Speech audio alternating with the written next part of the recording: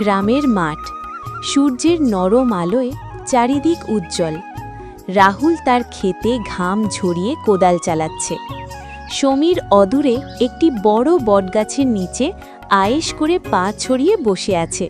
উফ, মাটিটা আজ বেশ শক্ত, কিন্তু এই অংশটুকু আজ শেষ করতেই হবে। বৃষ্টির আগে বীজ বুনতে না পারলে সারা বছরের খাটুনি বৃথা যাবে। ওরে রাহুল, থাম ভাই, একটু জিরিয়ে নে। সূর্যটা সবে মাথার উপর এলো আর তুই এখনই ঘামিয়ে একাকার। শরীরটা তো শেষ করে দিবি। আরে সমীর, শরীর তো কাজের জন্যই ভাই। এখন না খাটলে ফসল ঘরে তুলব কি করে? তুইও তো অনেকক্ষণ ধরে বসে আছিস, চল না আজ একটু হাত লাগাবি। তোর জমিটারও তো বেহাল দশা, আগাছায় ভরে গেছে। ধুর, এই কাঠফাটা রোদে কে খাটতে যায়? আমি তো বাবা ভাগ্যে বিশ্বাসী। কপালে থাকলে টাকা আকাশ থেকেও পড়বে, আর না থাকলে এই রোদে পুড়েও লাভ নেই। শোন, আমি আজ একটা লটারির টিকিট কেটেছি। ওটা লেগে গেলেই কেল্লা ফতে, জিন্দেগি পাল্টে যাবে।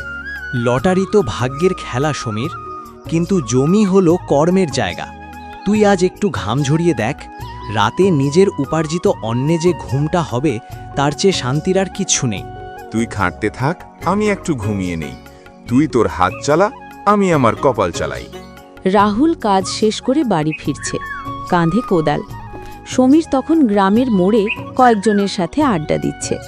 এই যে আমাদের হাড় ভাঙা খাটুনি ভাই আসছে। কিরে রাহুল, আজ কত কোটি টাকার সোনা ফলালি মাটি খুঁড়ে? সোনা নয় রে সমীর, আজ আলু আর সর্ষের বীজ বুনেছি। কয়েক মাস পর যখন ক্ষেতটা সবুজে ভরে যাবে, ওটাই আমার কাছে সোনার চেয়ে বেশি দামি। তুই বড্ড সেকেলে রয়ে গেলি।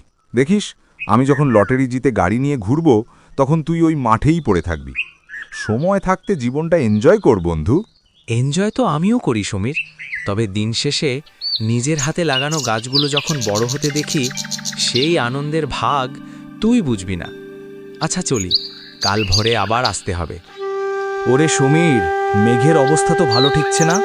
আকাশের কোণটা দেখ কেমন কালো হয়ে আসছে। তোর ঘরের চালটা তো ভাঙা, একটু পলিথিন দিয়ে বেঁধে নে। আর রাহুল, তুই কি ফসলের ব্যবস্থা করেছিস? হ্যাঁ দাদা ভাই, আমি মাঠের চারপাশে না নালা কেটে দিয়েছি, যাতে জল জমে না থাকে, আর ঘরের চালে পলিথিন দিয়ে দিয়েছি। আরে দাদা ভাই, আপনিও না এক ফোঁটা মেঘ দেখেই ভয় পাচ্ছেন। ওসব ঠিক হয়ে যাবে। ভাগ্য ভালো থাকলে ঝড় অন্য দিক দিয়ে যাবে।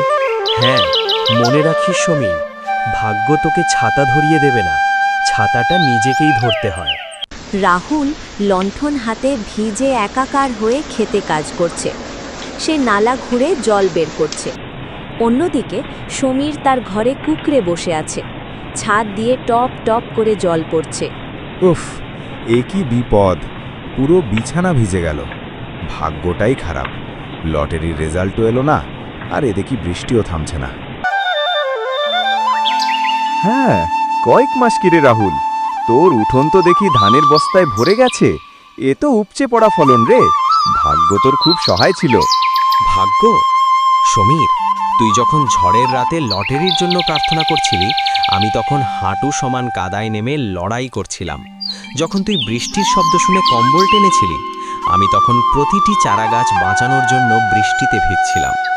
ওটা ভাগ্য ছিল না সমীর, ওটা ছিল আমার রাতের পর রাত জাগা পরিশ্রমের জেদ। সমীর চুপ হয়ে যায়। সৃষ্টিকর্তা তাকেই পথ দেখান যে নিজে হাঁটতে জানে। তুই যাকে ভাগ্য বলছিস, আমি তাকে বলি আমার ঘামের মজুরি। আমি সত্যি বড় ভুল করেছি রে রাহুল। আজ তোর এই সোনালি ধান আর মজবুত ঘর আমাকে বুঝিয়ে দিচ্ছে আমি নিজের হাতেই নিজের কপালটা পুড়িয়েছি। কি রে সমীর, লটারির গাড়িটা কবে আসছে? দাদা ভাই, ক্ষমা করবেন। আমার লটারির নেশা আজ রাহুলের পরিশ্রমের কাছে হার মেনেছে। মনে রাখিস সমীর, ভাগ্য কোনো জাদুর কাঠি নয়। যে হাতটা কাজ করার জন্য তৈরি থাকে, সৃষ্টিকর্তা সেই হাতেই সাফল্যের চাবিকাঠি দেন। রাহুল আজ যা পেয়েছে সেটা ওর ভাগ্যের দান নয়, ওটা ওর ঘামের ফসল। ঠিক বলেছেন দাদা ভাই। সমীর যখন আমাকে দেখে হাসত, আমি শুধু ভাবতাম একদিন আমার এই রুক্ষ হাতগুলোই আমার পরিচয় বদলে দেবে। একদম ঠিক। পরিশ্রমী হলো সৌভাগ্যের জননী, কাজই হলো আসল পুজো। আমি আর এক মুহূর্তও নষ্ট করব না। কাল সূর্য ওঠার আগেই আমি আমার জমিতে নামব। রাহুল, আমাকে কাজ শেখাবি তো ভাই? অবশ্যই বন্ধু, আমরা দুজনে মিলে কাজ করব। পরিশ্রমের অন্ন যে কত স্বাদের সেটা তুই কালই বুঝবি। পরিশ্রম সৌভাগ্যের প্রসূতি। সফল হতে হলে কর্মঠ হওয়া জরুরি।